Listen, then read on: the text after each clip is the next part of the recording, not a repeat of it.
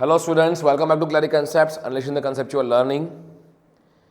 Have you ever wondered, आपने कभी ये सोचा है कि ये बिग स्ट्रक्चर्स, ये एयरक्राफ्ट जैसी बड़ी स्ट्रक्चर या ऐसी बड़ी बॉडीज़ को एक्सपेरिमेंटली कैसे इसके ऊपर एक्सपेरिमेंट करते होंगे? कभी सोचा आपने कि how are the performances of aircraft being tested? अनाउसी मैं ये एक सवाल क्यों पूछ रहा हूँ? एयरक्राफ्ट का डायमेंशन अगर देखोगे आप, एयरक्राफ्ट का मैं एक टिपिकल एग्जांपल देता हूँ, जो पैसेंजर इंटरनेशनल फ्लाइट्स जो होती है नॉर्मली, इनकी जो अगर लेंथ देखोगे ना तो दिस इज अबाउट 74-75 मीटर्स, और ये जो इनके स्पैन है टॉप व्यू से वो कितना है, लगभग 65 मीटर्स के आसपास है। अब 75 मीटर्स कोई छोटा नंबर नहीं है।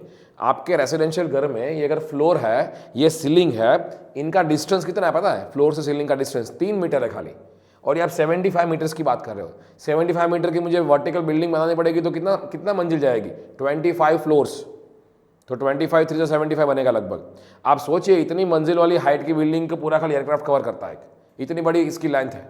अब इस लेंथ, नॉट ओनली लेंथ, आप देखिए ये चीज़, ये एयरक्राफ्ट फ्लाई करता है 10,000 मीटर की हाइट पे ग्राउंड से, मतलब 10 किलोमीटर की हाइट पे 10 किलोमीटर वर्टिकली अप फ्लाई करता है वो, और वो भी स्पीड कितनी होती है? More than 1000 kilometres per hour.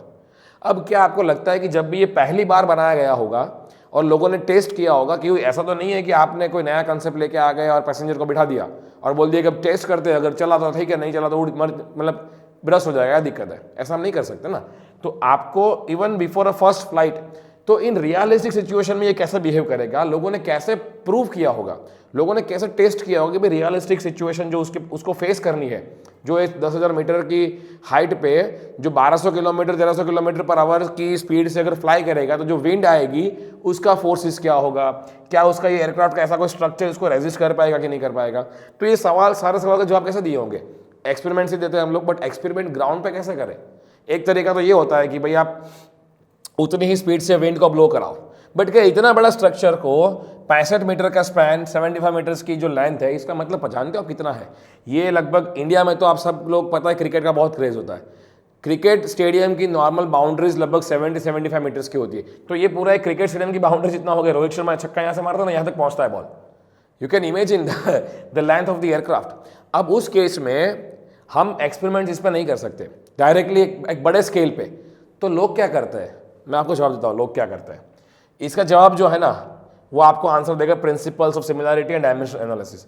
ये एक ऐसा कह सकते हो स्टडी है जहां पर लोग रियल स्केल पे एक्चुअल डायमेंशंस पे टेस्ट नहीं कर सकते, तो उसको स्केल डाउन करते हैं, उसका छोटा वर्जन बनाते हैं, और उस छोटे वर्जन के सामने ऐसी कंडीशंस क्रिएट करते हैं ग्राउंड पे, ताकि वो कंडीशंस बड़े वर्जन पे एज इट इज उसको फील करनी पड़ रही है, और टेस्टिंग छोटे मॉडल पे करता है।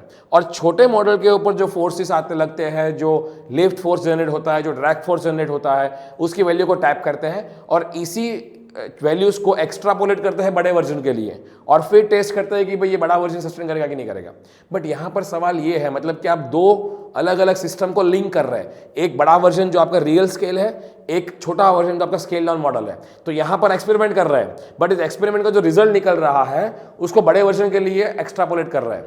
तो ये सिस्टम के बीच का जो ब्रिज आप कह सकते हो, जो ब्रिज बनाना है, कौन से फैक्टर से आपके मल्टीप्लाइंग फैक्टर बनेंगे, वो सारा काम ये लोग करते हैं। Principles of similarity and dimension, ये one of the very very important area है आज के डेट में फ्लूइड के एक्सपेरिमेंटल एरिया का, राइट, फ्लूइड मैकेनिक्स के अंदर। अब मैंने जो आपको एग्जांपल दिया है वो एक तो एयरक्राफ्ट का दिया, बट खाली एयरक्राफ्ट की ही नहीं, मैं आपको इतने सारे एग्जांपल दे रहा हूँ अभी। You will really be amazed कि ये कैसे करते होंगे। आप देखिए, डैम जो है, dam are constructed to block the path of the water through the river. और ये डैम की जो विड्थ होती है, आप सरदार सरोवर डैम गए होंगे गुजरात में, यहाँ पे स्टैच्यू ऑफ यूनिटी बिल्ड किया हुआ है, tallest statue of the world. तो वहाँ पे सरदार सरोवर डैम है, नर्मदा रिवर के अगेंस्ट उसके ऊपर बांधा हुआ है। उसकी स्पैन कितनी है? 1 किलोमीटर के ऊपर है, मोर देन 1 किलोमीटर। अब कोई सिविल इंजीनियर बोलता है कि भाई मुझे ये एक्सपेरिमेंट, क्योंकि जब ये डिज़ाइन कर रहे होंगे तो किसी तो सोचा होगा ना कि how do I make sure कि ये बनाऊंगा तो ये 1 किलोमीटर वाइड डैम जो है वो इस पानी को रोक पाएगा। क्या पता अगर डैम तोड़ के पानी निकल गया तो एवरीथिंग विल बी डैमेज, और ऐसा भी आप रिस्क नहीं ले सकते। तो इस केस में भी रियल सिनेरियो में आप कभी भी इसको टेस्ट नहीं कर सकते। आप ऐसा तो है नहीं कि 140 मीटर की, क्योंकि ये if you talk about Sardar Sarovar dam, वहाँ पर 140-150 मीटर्स की हाइट तक का आपका मेजर हाइट, तो मैक्सिमम हाइट बहुत ज़्यादा है, तो 130 मीटर का तो पानी भरा रहता है रिजर्वायर में। अब 130 मीटर का पानी, इतना बड़ा पानी तो लेके नहीं आओगे टेस्ट करने के लिए कभी भी, तो रियल सिनेरियो में आप टेस्ट नहीं कर सकते। तो आप क्या करते हो, इसका स्केलर मॉडल रेडी करते हो और स्केलर मॉडल पर एक्सपेरिमेंट्स करते हो। उस एक्सपेरिमेंट में जो रिजल्ट मिला है उसको एक्स्ट्रापोलेट करते हो आपके रिजल्ट के लिए, डिज़ाइन के लिए, राइट। तो इसमें भी ये डायमेंशनल एनालिसिस ने और प्रिंसिपल ऑफ सिमिलरिटी ने बहुत ज़्यादा रोल प्ले किया हुआ है। फिर बड़ी बड़ी स्ट्रक्चर, शिप्स, आप शिप्स को देख लो, इसी शिप्स को आप रियल स्केल में कभी टेस्ट नहीं कर सकते। You have to come to scale model. तो स्केलर मॉडल बेसिकली क्या है? अब देखिए, जब मैं कहता हूं कि अभी तो मैं कह रहा हूं स्केल डाउन है, तीनों एग्जाम्पल स्केल डाउन के दिखा है, बट कई सिचुएशंस में स्केल अप भी करना पड़ता है। मतलब कि जैसे अगर मान लो ये मेरा फोन है, अभी तो ये लेजर पॉइंटर है, बट आप मान लो कि ये फोन है और फोन में बहुत सारे छोटे छोटे सर्किट्स है, रेजिस्टर्स है, इलेक्ट्रोड्स है सर्किट के ऊपर, और वो हीट करता है, तो उसका बहुत सारा कह सकते हो कि हीट डेसिपेट करने का मैकेनिज्म भी है। अब जब हीट डेसिपेट करता है फोन के आसपास से, तो बहुत छोटे छोटे रास्ते से आपका एयर का फ्लो होता है। इसके ऊपर अगर एक्सपेरिमेंट करनी है डिजाइन के टाइम पे, तो इस वर्जन को स्केल अप करना पड़ेगा ताकि आप ह्यूमन बीइंग उसके ऊपर एक्सपेरिमेंट कर पाए, ह्यूमन स्केल के ऊपर, ठीक है, इसलिए इसको बड़ा करना पड़ता है। तो प्रिंसिपल्स ऑफ सिमिलैरिटी जो है ना, वो दोनों तरीके के लिए फेवरेबल है। या तो आप बहुत बड़ी चीज को स्केल डाउन कर लो, या बहुत छोटे चीज को स्केल अप कर लो एक्सपेरिमेंट करने के लिए। जैसे फॉर एग्जांपल एक रिसर्च हुआ था जो टारगेटेड ड्रग डिलीवरी के लिए है।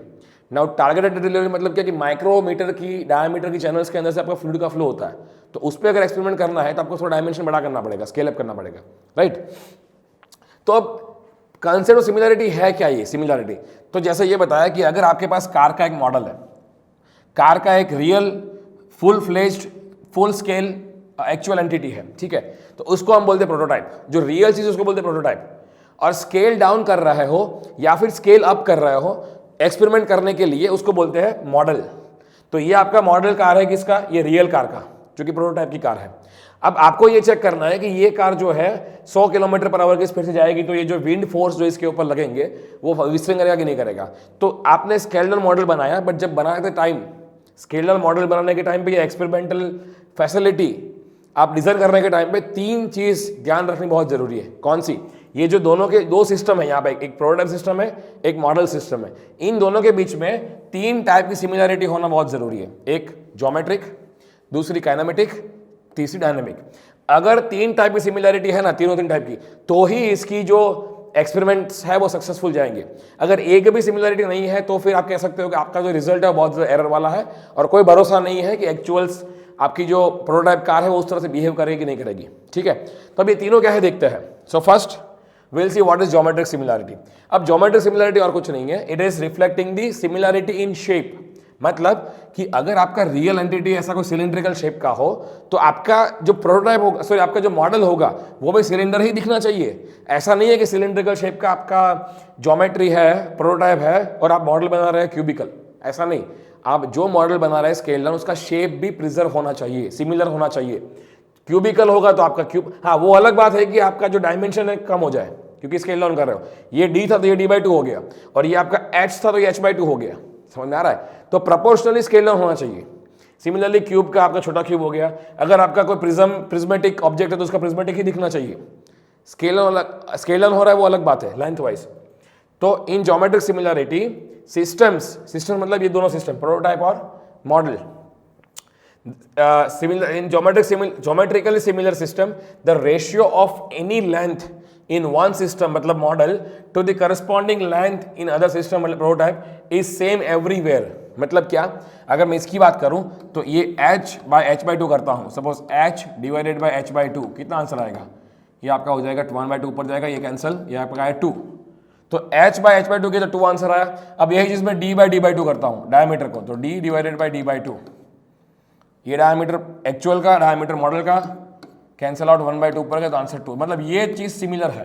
तो आप कोई भी डायमेंशंस इसके लो और उसके करस्पॉन्डिंग डायमेंशन इसके लो, उसका रेशियो निकला 2 ही आपका आएगा, ठीक है। और उसको हम जनरली क्या बोलते हैं? स्केल फैक्टर या तो स्केलिंग फैक्टर, ठीक है। Second, kinematic similarity. आपका मॉडल, प्रोटोटाइप और मॉडल में काइनेमेटिक सिमिलरिटी होना मतलब क्या? सिमिलरिटी इन काइनेमेटिक प्रॉपर्टीज या काइनेमेटिक्स मतलब मोशन, बेसिकली मोशन। तो जो भी चीज है उसके बीच में सिमिलरिटी ऑफ मोशन होना जरूरी है कि भाई यहाँ पर जो मोशन हो रहा है, स्ट्रीमलाइन पैटर्न जो जा रही है, वो मॉडल के ऊपर भी वही जाना चाहिए, राइट। तो आप कह सकते हो kinematic similarity is similarity of motion between the model and prototype, and you can say the streamline pattern formed around the model and prototype are geometrically similar in kinematic similar flows।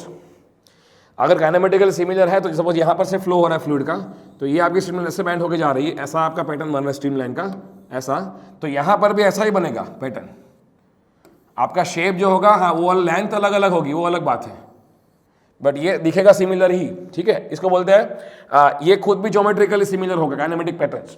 और यहाँ पर एक और चीज, kinematic similarity अगर preserve करनी है, geometric similarity must है, क्योंकि अगर ज्योमेट्री आपने मान लो बदल दी, इसकी ज्योमेट्रिक सिमिलर दो ऑब्जेक्ट नहीं है, तो आपका काइनेमेटिक पैटर्न कभी सिमिलर आएगा ही नहीं। तो इसलिए हम कहते हैं geometric similarity is necessary condition for the kinematic similarity to be achieved.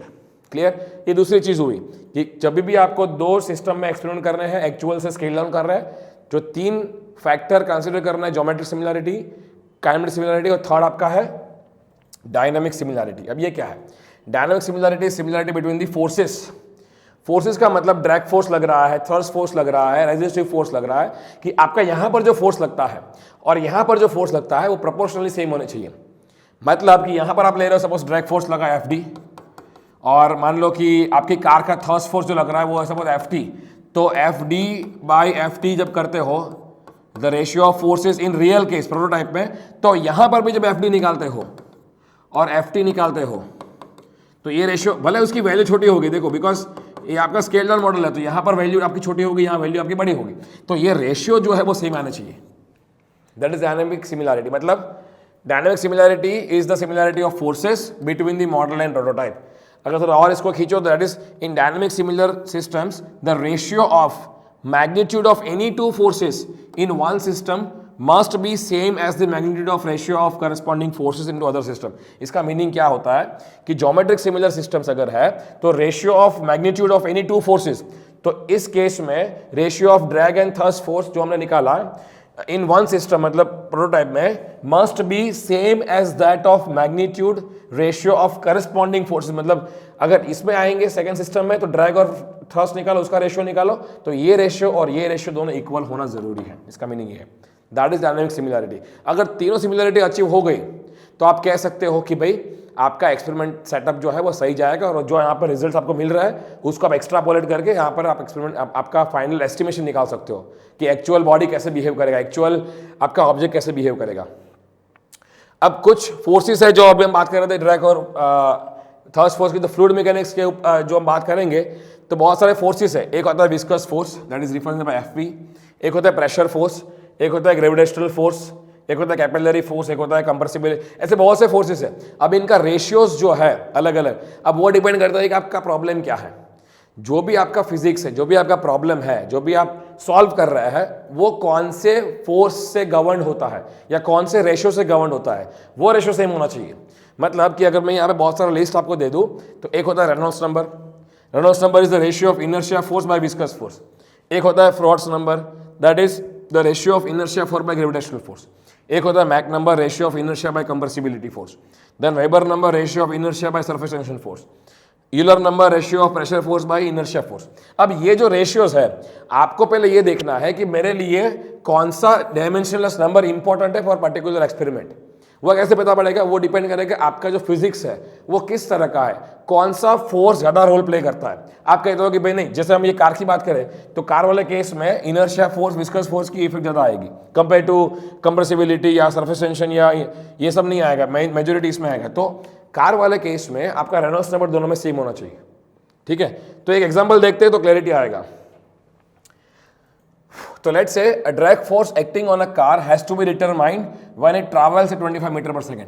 तो अभी आप इमेजिन करो कि आप एक इंजीनियर हो, कार जैसी कोई चीज अभी एग्जिस्ट ही नहीं करती है, आप पहली बार हो जो इंट्रोड्यूस कर रहे हो, आपने ऐसा कंसेप्ट डिराइव किया है। हाइपोथेटिकली आप देख रहे हो कि नहीं ऐसी बड़ी कार, ऐसा बड़ा कोई ऑब्जेक्ट बनाएंगे तो ट्रैवल में हेल्प करेगी। तो आप क्या जानना चाहते हो? आप जानना चाहते हो कि भाई मेरी कार जो है अगर वो 25 मीटर पर सेकेंड से जाएगी तो उसके ऊपर कितना ड्रैग लगेगा वो फाइंड करना है। A wind tunnel experiment is designed to determine the drag force using a scaled down model having length 1 meter, and scale down factor 1:4। Wind tunnel testing क्या होता है पता है?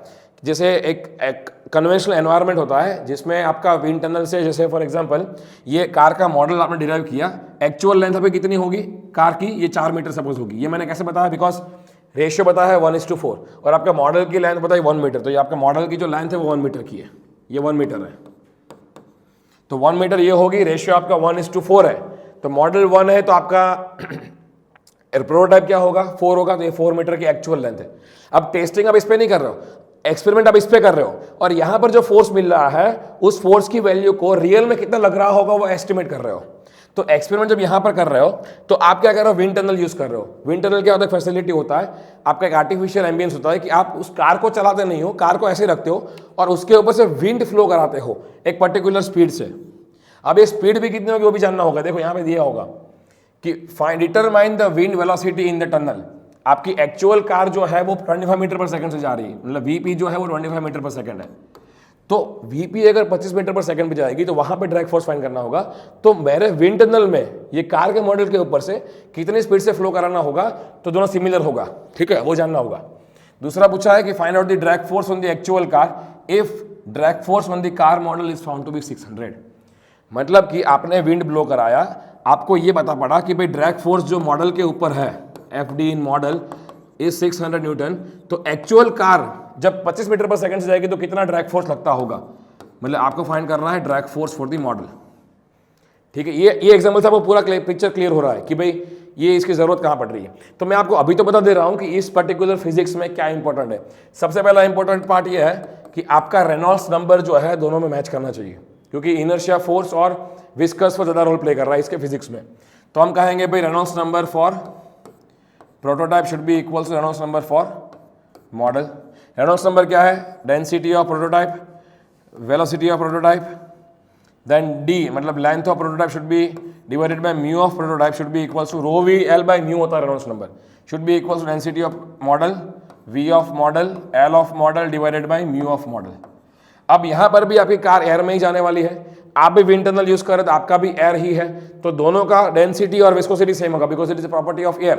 तो मॉडल में भी हवा उड़ रही है, यहां पर भी हवा जाने वाली है, तो ये डेंसिटी कैंसल, ये कैंसल, बिकॉज दोनों ही केस में आपका एयर ही होने वाला है। That means VP LP equals to VM LM. अब प्रोटोटाइप में वेलोसिटी कितनी है मुझे पता है 25 मीटर पर सेकंड, तो ये 25 कर दूंगा मैं। लेंथ ऑफ प्रोटोटाइप क्या है?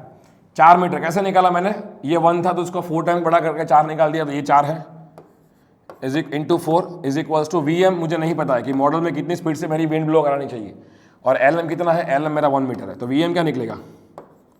वीएम इज 100 मीटर पर सेकेंड। अब इसका मीनिंग समझो क्या होता है कि अगर रियल सिचुएशन में मेरी कार 25 मीटर पर सेकेंड से जा रही है तो उस टाइम पे इसको जो फोर्स फील हो रहा है उसको एस्टिमेट करना है। तो मुझे मॉडल जो मैंने 1:4 दिया हुआ है, तो मॉडल के ऊपर से 100 मीटर पर सेकेंड से मुझे विंड ब्लो करानी पड़ेगी, तब जाके मुझे फिजिक्स सेम मिलेगा, ठीक है। ये पहला आंसर आ गया, वेलोसिटी। दूसरा है ड्रैग फोर्स। अब ड्रैग फोर्स पता है क्या होता है? ड्रैग फोर्स के लिए दोनों केस में ratio of the forces should be similar. तो हम ये कहेंगे CD that is drag force coefficient for model should be equal to CD for prototype. अब ये देखिए, ये सर ना, ये मैं जो लिख रहा हूँ फिजिक्स के हिसाब से लिख रहा हूँ, आपको इसका थरो अंडरस्टैंडिंग होना चाहिए। अब ये हमारे पर्टिकुलर सब्जेक्ट में इतना नॉलेज होना जरूरी नहीं है, बट हमारे केस में अब रियलिटी में अगर आपको प्रॉब्लम कर रहे हो और आपको जानना है कि भाई कौन से डायमेंशनलेस नंबर मेरे लिए इंपॉर्टेंट है, तो उसके लिए हम आगे देखने वाले हैं, ठीक है। अभी के लिए मान के चलो कि ड्रैग फोर्स कोएफिशिएंट जो मैं बता रहा हूँ वो फिजिक्स को गवर्न कर रहा है। तो यहाँ पर क्या होगा? ड्रैग फोर्स फॉर मॉडल, ये रेशियो क्या है? CD is drag force divided by 1/2 rho, आप कह सकते हो L square and V square, sorry L square and V square, 1/2 rho A L square and rho LM square and VM square, that is equals to FD for prototype divided by 1/2 rho LP square VP square. अब ये cancel 1/2 रो 1/2 रो। मुझे LM LP का इतना नहीं पता, इसको मुझे क्या फाइंड करना है? I want to know the drag force on the actual का, मतलब I want to know FDP। तो FDP क्या होगा? Drag force on prototype. इसको मैं यहाँ लेके आ जाऊंगा, तो ये क्या होगा? Equals to FD on model. थोड़ा मैं इसको नेक्स्ट स्लाइड में करता हूँ। तो ये drag force on prototype should be equals to FD on model FD on model into LP square VP square into LP square VP square divided by LM square VM square. Check कर लो, LM square VM. Yes, अब क्या करूंगा मैं, FD इन model कितना है, मुझे पता है कि मॉडल के ऊपर 600 न्यूटन लग रहा है, ये छोटी मॉडल के ऊपर, तो 600 न्यूटन का फोर्स लगा दिया. LP बाई LM, तो LP बाई LM का स्क्वायर लेता हूं यहाँ पे, इंटू VP बाई VM का स्क्वायर करता हूं. अब चेक करो, 600 into LP by LM prototype divided by this, तो 4/1, तो 4:1 square into VP 25 by VM 100 जो हमने निकाला था. तो ये आपका क्या हो जाएगा, ये आपका 4 हो जाएगा. तो 1/4 का स्क्वायर 4/1 दोनों आपके कैंसिल हो जाएंगे, 1, ये आ जाएगा 600 न्यूटन. तो FDP इज 600 न्यूटन्स. मतलब कि आपकी रियल सिचुएशन में जब ये कार 25 मीटर पर सेकेंड से आगे जाएगी तो इसके ऊपर ड्रैग फोर्स जो लगने वाला है वो लगने वाला है 600 न्यूटन का. समझ में आया? क्लियर? तो कैसा यूज करना है. बट यहां पर सबसे बड़ा कोई चीज अगर ट्रिकी है तो वो ये है कि कौन सा नॉन डायमेंशनल नंबर मेरे सिस्टम के लिए काम करेगा. तो अगर आपको ये क्वेश्चन है तो इसके लिए डायमेंशनल एनालिसिस ने बहुत बड़ा रोल प्ले किया हुआ है, क्योंकि हम जब रिसर्च करते हैं तो हमें खुद नहीं पता रहता कि कौन सा डायमेंशनलेस नंबर मेरी प्रॉब्लम के लिए ज़्यादा इंपॉर्टेंट होगा. तो यहाँ पर 2 मेथड अवेलेबल है कि जो मेथड से आप ये डिटरमाइन कर सकते हो कि भाई मुझे अगर स्केल डाउन एक्सपेरिमेंट्स करने हैं या स्केल अप एक्सपेरिमेंट्स करने हैं तो उस केस में कौन सा नॉन डायमेंशनल नंबर मेरे लिए इंपॉर्टेंट है. तो उसके लिए मेथड्स क्या है, पहली है बकिंघम पाई थ्योरम और दूसरी है रेलिंग्स मेथड. हम अगले लेक्चर्स में दोनों मेथड देखने वाले हैं, कैसे इन दोनों को यूज करके कौन से नॉन डायमेंशनल नंबर कोई पर्टिकुलर प्रॉब्लम के लिए ज्यादा इंपॉर्टेंट है वो देखने वाले हैं. ठीक है, कैसे फाइंड करें वो इस मेथड से फाइंड कर सकते हैं. I think will see you in the next class for both this methods. Thank you so much.